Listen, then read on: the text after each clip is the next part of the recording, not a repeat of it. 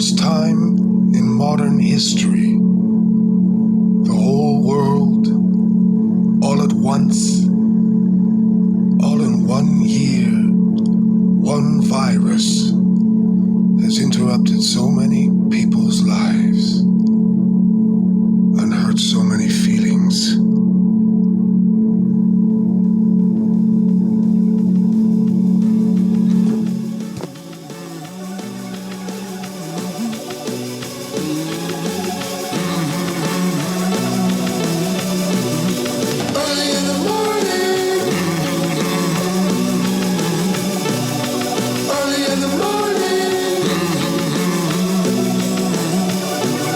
Sure that it hurts, but it's curse, could be worse, happen one day. Master still dressed up like Casanova. He's got bottles in his bag with 4-leaf clovers in the mad pandemic. Early in the morning, call up the military, this is Scary Cave. I'm looking at Brooklyn now, though, because all you can do is look outside your own window, from your own bubble, with all the people in it, and take your own notes.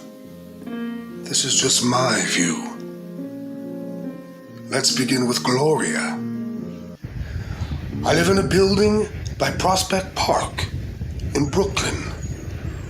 Used to have a roommate named Matt. Now I have a roommate named Dan. Gloria moved into this neighborhood in 1970. A Brooklyn matriarch. I've had a recurring dream with her in it. There was a whisper in a city park coming from an empty chair, saying there are berries that grow on the bark of trees. Go deep in the forest, open your eyes and see. The voice is Gloria's.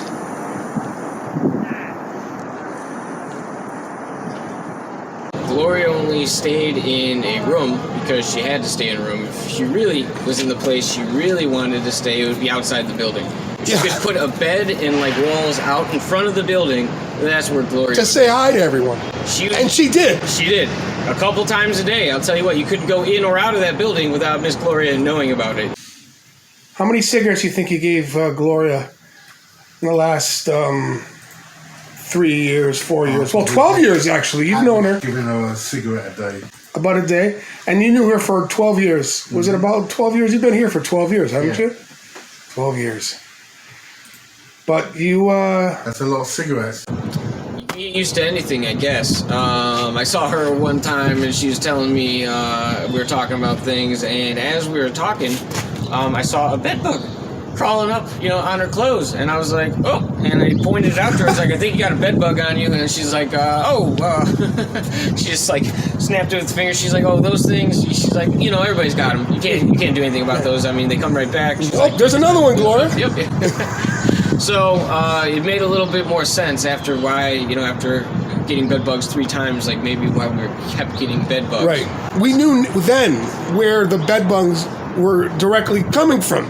From Gloria's sweater. She gave you a toaster, didn't she? She tried to. It wasn't a toaster, it was a coffee maker. Oh. Thingy machine. Well, what happened? It was in shitty condition. So I accepted it and then decided to throw it out. She caught me throwing it out. She caught you? Mm-hmm. Well, she went downstairs minutes later and she saw that the coffee machine was thrown out. And then what happened? She came knocking, didn't she? Yeah. Hold on, let me do her knocking.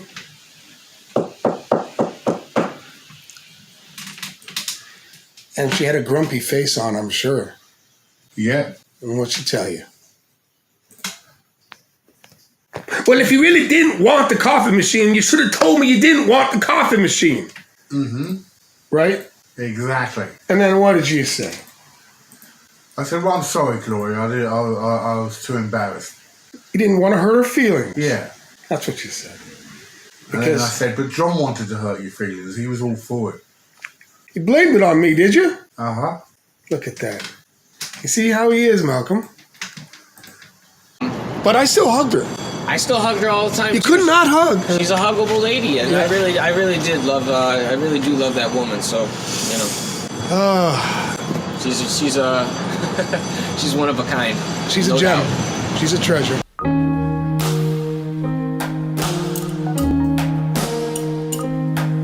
There are berries that grow on the bark of trees deep in the forest. Open your eyes, you'll see berries that grow on the bark of trees deep in the forest. Open your eyes, you'll see. Strange swagger took a trip to the moon. Disappeared from our eyes. Disappeared from view.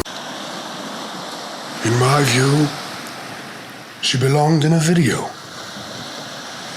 So did Dan. So did Matt. And so did I.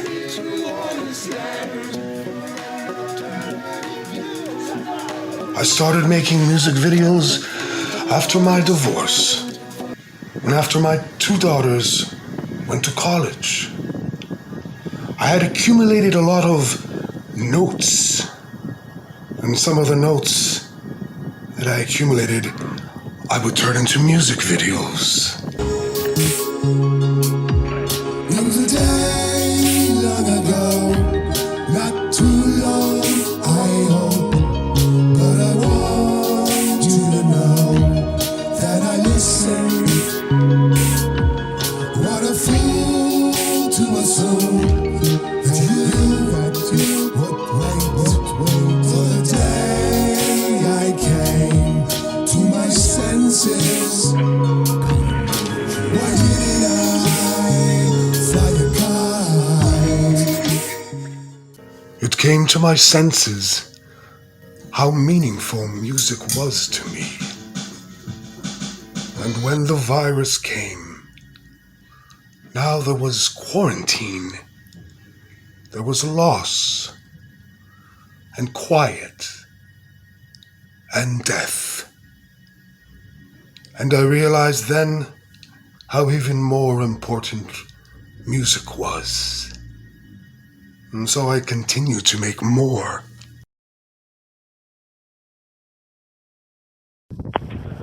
Beautiful spring day today.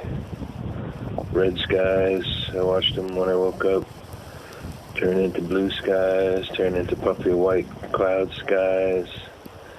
Wind creating a nice moving energy behind it all. It's a beautiful day. Makes you think, what's love got to do with it? What's love but a second-hand emotion? What's love got to do with it? Who needs a heart when a heart can be broken?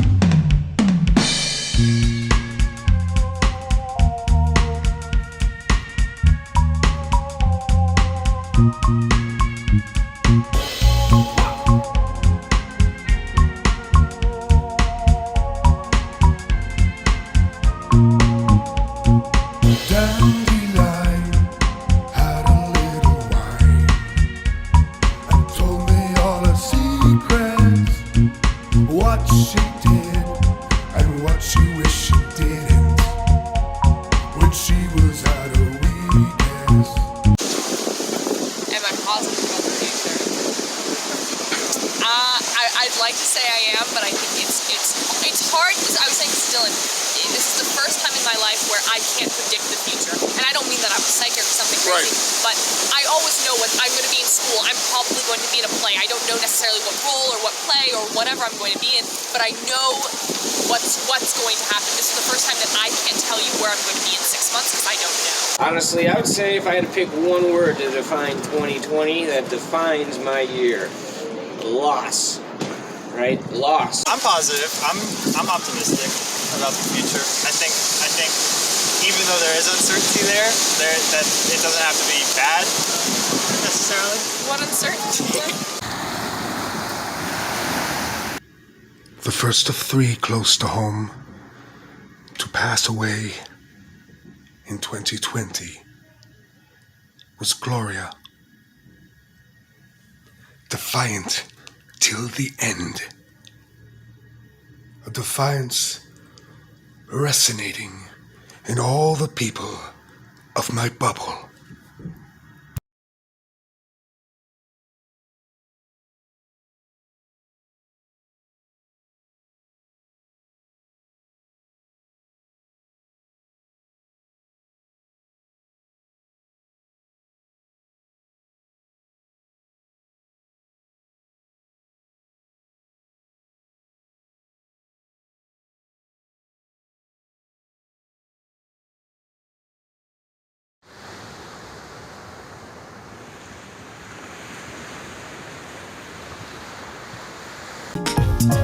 Let me hear, let me hear you.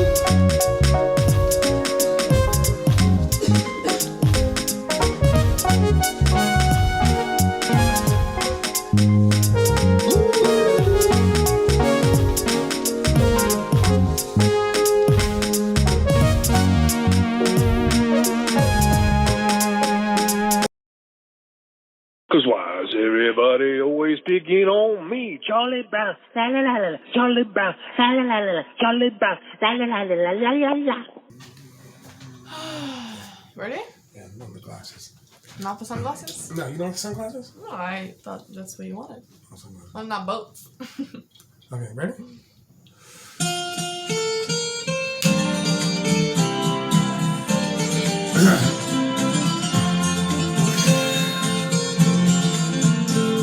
I know I stand in line until you think you have the time to spend an evening with me. And if we go someplace to dance, I know that there's a chance you won't be leaving with me. And afterwards we drop into a quiet little place and have a drink or two.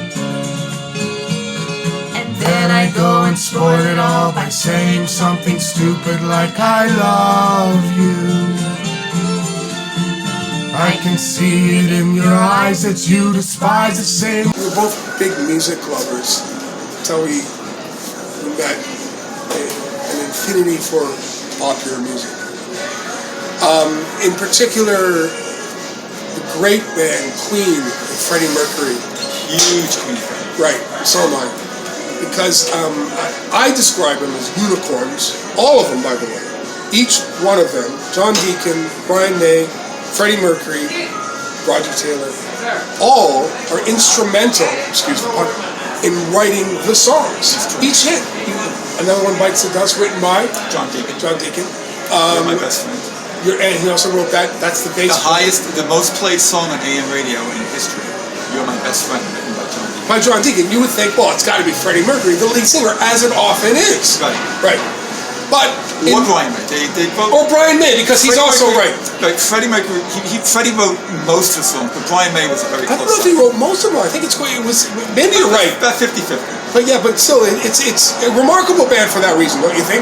Usually, it's spread Roger and John around. would write 1 or 2 songs per album. But it's still, but the But songs. Freddie was the songs were singles and hits. Yes. That's very rare.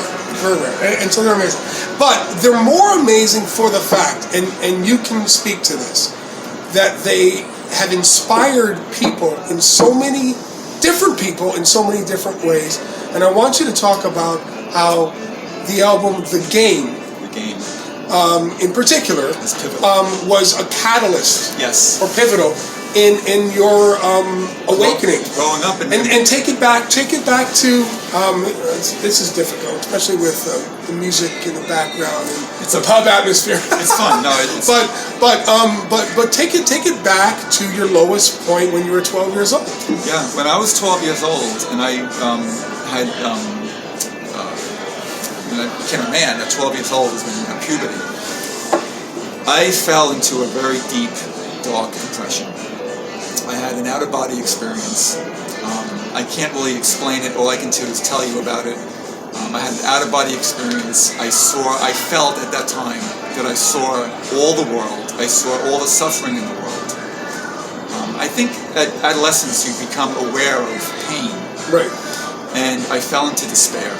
And I felt that life really wasn't worth living because I just had this type of knowledge that I would never be happy, which was wrong. But it triggered a dark, deep depression that I fell into. And at 12 years old, I did become suicidal.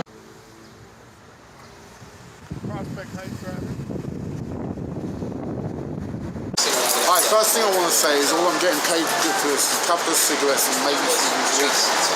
I want to start off with that. Now you're really looking forward to the latter, right? The eating part, aren't you? There's no union, there's no craft table. There's not even a porta potty. Such a willing participant, though. Dan, you're going to a bookstore? You want to go to a bookstore? Yeah, do you know where there's one? That way. Okay. But Dan, you don't read. It's for picture books. Yeah. Okay. For photographs, because you're a, photographer. Are you smiling underneath that mask? No, I'm crunching up my face. Sun is in my eyes. That was your face crunching. Oh. Not bad, right? Some good old-fashioned English humor. A lot of people say that suicide is a cry for help, and perhaps it is. I think sometimes it's a subconscious cry for help, and I think other times it's a conscious cry for help. I think that the conscious cry for help is when people try to attempt suicide without really having a plan to actually do it. I had a plan to actually do it. I like to eat cakes. You like to eat cakes. Do I have to buy you a cake for doing this interview? Which one?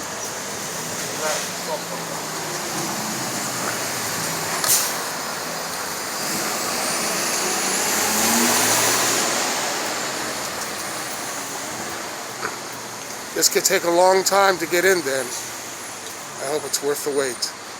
My father worked in a phone company, and he taught me at a young age about the phone lines. I knew that if I didn't go to school, the truant office would call my mom. I had to wait for my mother to go to work. She left for work at around 8:45. I went into the basement and I disconnected the phone lines so the school couldn't call my mother to tell her that I wasn't in school. At the end of our block out in Long Island, I'm from North Babylon, Belmont Lake State Park. I hid in the bushes until I saw my mother drive to work. And I went home. I got my father's shotgun, which he had under the bed, and I loaded it, and I went to my room. I laid down, I put the barrel in my mouth, and my brother's girlfriend was down in the basement sleeping. There was an apartment down in the basement. She was living with us. And I knew at that moment that when the sound of the gun went off, she would come up, and I imagined what she would have found. And I couldn't do that to her. I didn't. I'm thinking back, that was my thought process at the time. I put the gun back, and I don't know, you want to talk about the Frank Langella thing? I don't think it really... Do you mind that Sweet Home Alabama is playing in the background? Not at all. Because this wonderful time that I'm having now with John is what I live for. Yeah, music. So this is... I practice every day to find some clever line to say to make the meaning come true. But then I think I'll wait until the evening gets late and I'm alone with you. The time is right, your perfume fills my head, the stars get red and all the nights so blue. Then I go and spoil it all by saying something stupid like I love you.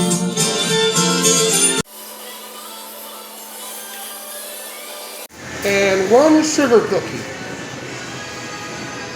Yeah, so you know what happened was my mom had a lot of illnesses. She had arthritis, she had high blood pressure, and her medicine cabinet was filled with all kinds of pills and medications, and sleeping pills. She was also an insomniac. So what I did is I put the gun back, and I took all the pills out of the medicine cabinet, and they were plentiful. There were large 500-tab jars of pain medication for arthritis, boxes of sleeping pills. I took all of them, and within about 20 minutes, I started vomiting convulsively. And I spent the whole day retching every 5 or 10 minutes. My mom came home. I told her that I went to school, I wasn't feeling well. I didn't go to the attendance office, I just went straight home. I guess she had a maternal instinct. She went to the pharmacist to ask his opinion. And I remember her saying that the pharmacy was closed. She knocked on the door, she got his attention. He told her to take me to the emergency room because I could become dehydrated and go into a coma. And she did. And I remember lying on the bed and the doctor and my mom talking over me. And the doctor saying that we can't pump his stomach because there's nothing in it because he's been vomiting.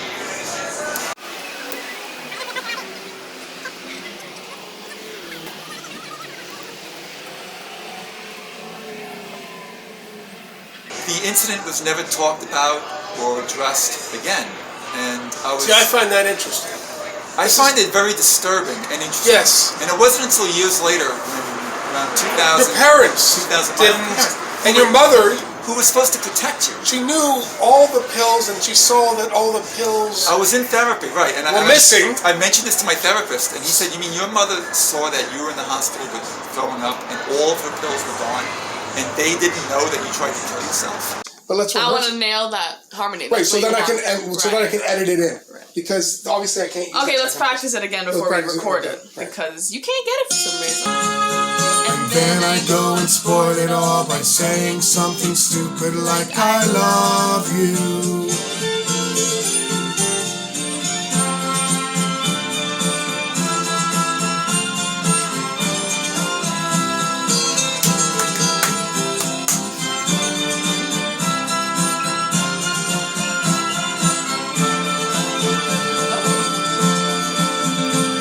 The time is right, your perfume fills my head, the stars get red and all the nights so blue. And then I go and spoil it all by saying something stupid like I love you.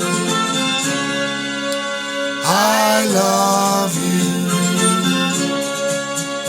I love you.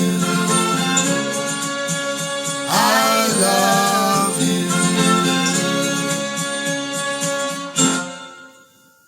Well, it's meant to be. Everything is meant to be. Yeah. And I like to think that everything in my life, you can look at it negative, you can look at it positive. You can go different ways. You can go different ways. And when I was I was a stay-at-home dad for 5 years. In 2008, the economy crashed. At that time, I was working on Wall Street. I was home for 5 years collecting unemployment because there were no jobs. They kept extending the unemployment. And I made damn sure every single day, at least 5 or 10 times a day, I hugged my children and I whispered in their ear, I love you with all my heart. I will always love you. I will always be there for you. And You got two good kids. and my kids are fantastic. They're 13 and 14 years But old. where does Freddie Mercury and the... So coming back to Freddie, yeah. I got to drag you back. No, that's fine. Because wonderful father sitting here right now with two wonderful Okay, children. we got that. And Freddie Mercury has a... Freddie was in. You find anything at the photography store? At the bookstore? The bookstore, I'm sorry. Photography books. No. Nothing that you came to.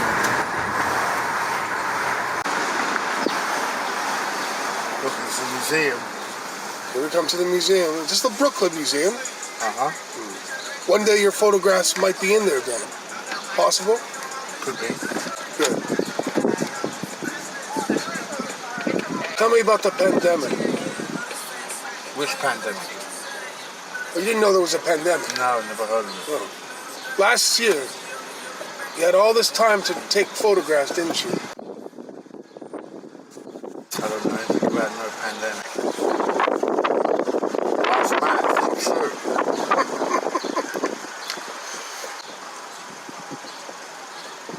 Was it inspiring? what, the pandemic?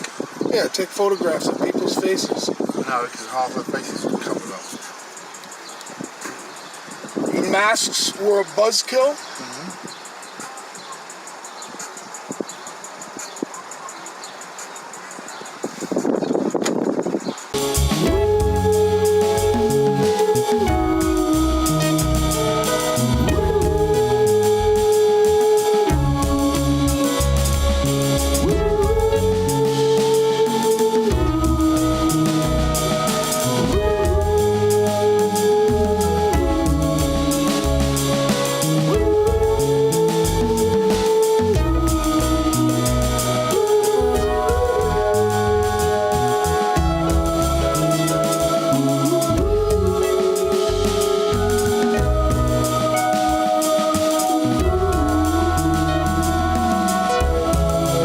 Making love to a blow-up doll. Total buzzkill.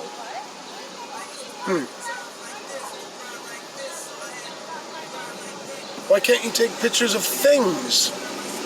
I do. I know you do. But out of necessity at this point?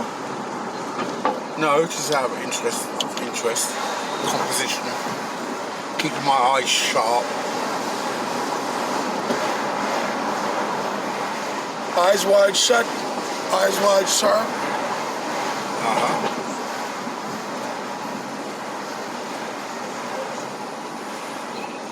Botanical gardens. We are. That's very botanical, isn't it? Is that where you get your marijuana? Yes. See that woman right there? She's my dude. Go wave to her then. No, it's undercover. Even these days. She doesn't want to pay taxes on it. I got you. The thing that made me feel that life was worth living was Freddie Mercury's energy. He was so positive. What year would you say? What version of Freddie Mercury? 1980. 1980. When the game came out. 1980, the start of the yuppie generation. Queen came along with the game. Yeah.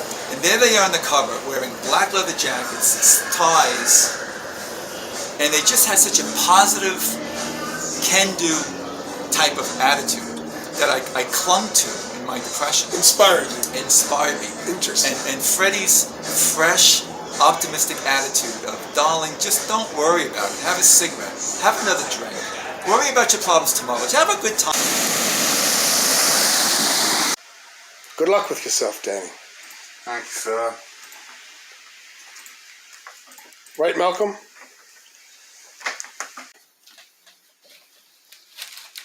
Look at that piece of cake.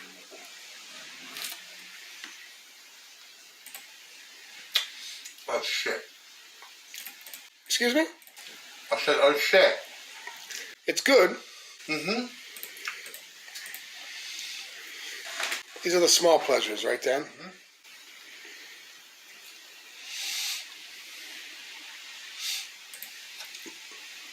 Okay, is that enough? Malcolm, you want some? Here. Count to 3. 1, 2, 3. There you go.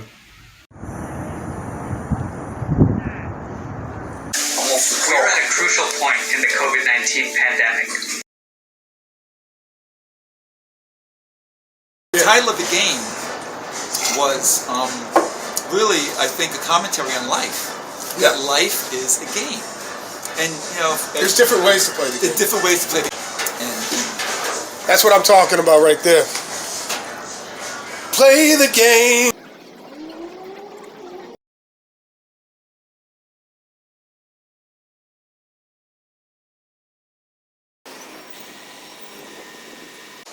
Congratulations, Dylan. Congratulations, Tarina, on graduating. Unfortunately, no one will be there to witness it. In the beginning, I was like, this is a nice break. I work 7 days a week, you know, for a decade. Yeah. You know what I mean? All the time, yeah. All the time, you know. Of course. So at first I was like, it was a welcome break. I'm like, good. You know, I'll get to take 4 weeks off. Then 4 weeks became 8 weeks, which became, 52 weeks. And Shrimpy was happy. and All the dogs are happy during this. best year for him. Now, Shrimp had to define, 2020 by one word. He would say maybe love. Or he's like best, Right. something this along this line. So Presence. Presence.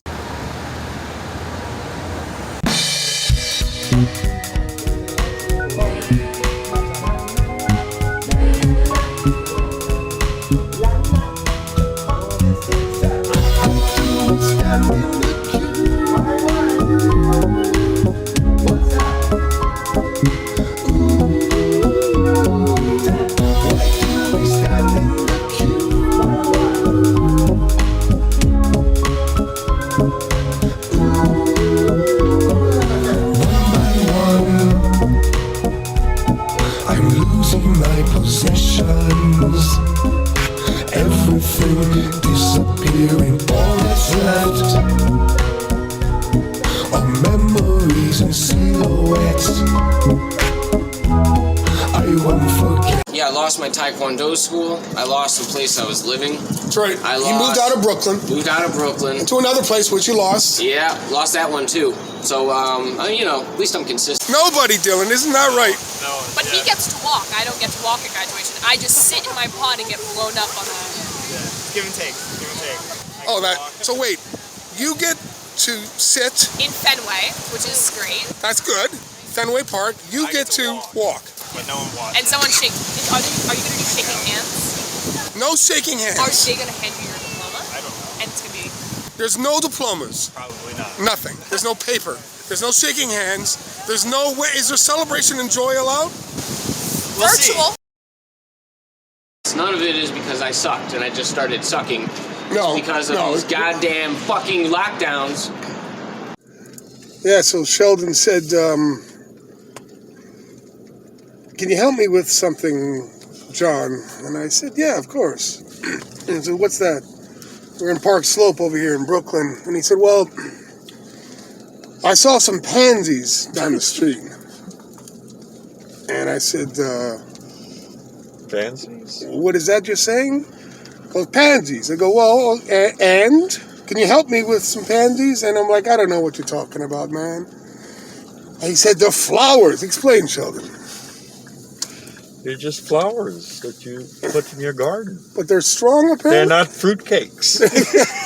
I've never heard of such a thing. These are... They're tough little guys. They're tough little Beautiful guys. flowers. I Pretty. never... They're delicate, but they're tough guys. They survive the winter. They survive the winter, that's right. I never heard of such a thing. So These are pansies. are pansies. And we're off... to plant some pansies in front of my garden. Look, I have no problem doing things logically, but the reason we are in this fucking situation because nobody asks questions, because everybody just sees things on the TV and accepts it as fact, because the TV would never fucking lie to you. If you believe that, you're a goddamn... Humanity's a fucking game, bro. It's just a game, all the maybe 5% advanced to the next level, probably less, because it's such a setup from the beginning. You're supposed to believe all this bullshit, human ego, how special you are, family, love, yada yada yada yada. And the suckers fall for it with all the fucking collateral damage. Planting the pansies. Planting the pansies. Sheldon, you used to live with Jim. Jim passed how many years ago? 4 years, 5 years ago. 5 years ago? Had a house together. I'm rearranging my whole damn life. The person I thought I was going to marry, I lost my girlfriend. You know what I mean? I lost the place I live. She's staying here. She's staying here. I lost both businesses. I've lost everything, and it's because of the way we are handling, or we're being told to handle this bullshit. I'm not leaving I'm leaving by choice because I have to, but I really don't have a choice. That's where the work is. Yeah, when you don't have money, you follow the work. You got to follow. Right. What are you going to do? Not eat, not pay your rent, and live in a fucking cardboard box somewhere? No. So I'm leaving because the city has made me leave. You're taking shrimp. And I'm taking shrimp, and we are going elsewhere. By the way, I found him in Brooklyn at a Brooklyn grocery store. Yes. So what's up? You see, you gotta go all the way. All the way in here. Yeah. Cover it in here, press it in. Like that? Yeah, so it's secure. This one over here. Yeah, but don't step on the other Oh, fan sorry. the bolt's coming up. You gotta watch what you do. My phone. It's damaged. Sorry. Is Jim looking down right now and saying, thank goodness that I didn't have to live through 2020? And by the way, how do you feel about that? I think it's a good thing how things work out. It's a good thing that It's a good thing. he missed 2020 altogether. John, you're a slow worker.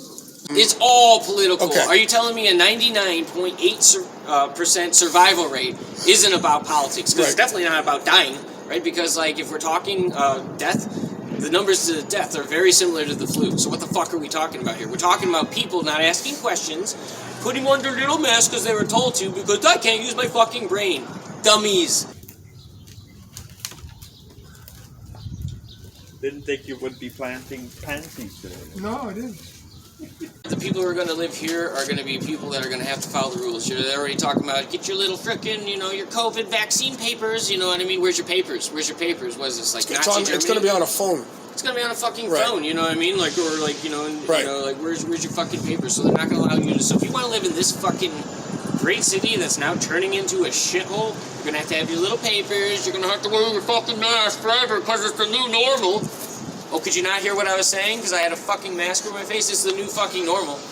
So if you want to live in this place, you guys can fucking go ahead. You know what I mean? Because this place is not the place that I moved to in 2007. The good news though, is that you're not stuck like so many people. Like in other words, there are a lot of people that maybe feel the same way. Maybe they don't, maybe they do. But they have no choice in the matter, they feel. In other words, they have families or whatever. They may have a career that they're, working remote at home for, or whatever the case might be. But they feel, whether they are or not, who knows, stuck. Maybe they are stuck, but you're not. So that is the good news. Miss you too, buddy. Miss you too, buddy. Get in the car, drive us. Get in the car. From this social virus. You've got one in the corner. Useless.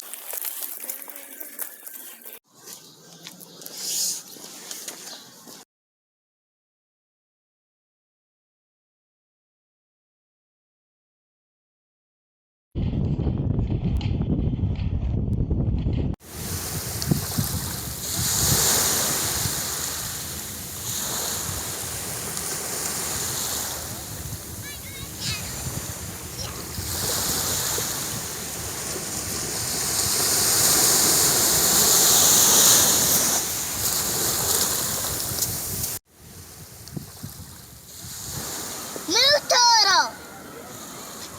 Oh, that one's coming out. Another one's coming out. Well, this could be it, Johnny. This could be the last time you'll hear my voice. So I figured if it was going to be the last time, I'd like to go out with one of the little medley of one of the greatest shows ever created by human beings. Goes a little something like this. A boy like that, he kill your brother. A boy like that, he is no other. Follow the girl in America, follow the girl in America, follow the girl in America, free in America. She offers a crop key, the party bop. When you're a jet, you are on your jet. Maria. I wonder if I'll ever forget you, and if my love that's true ever does. I can't forget the kisses you gave me on the knees of yours, two baby blue eyes. I'll always. I think that in the entertainment world as well, there's a need for entertainment. I don't think, even though we weren't deemed essential, I think we're 100% essential. When people were locked in their houses, they read books and they watched Netflix and all these things. They relied on entertainers. And so I don't think that this, even though the industry took a huge hit, it's not gone, and I think that there is a need for Now, we're going to do one more little thing. While you're here, you're going to help me. We're going to do a little Reiki.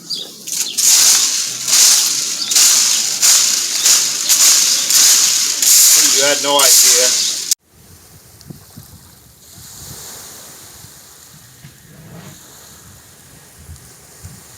The suffering of the world is out there. But so is the humanity. Living next door. Those are the shadows of your real life. More waves, more interruptions. They are coming. Carry your notes.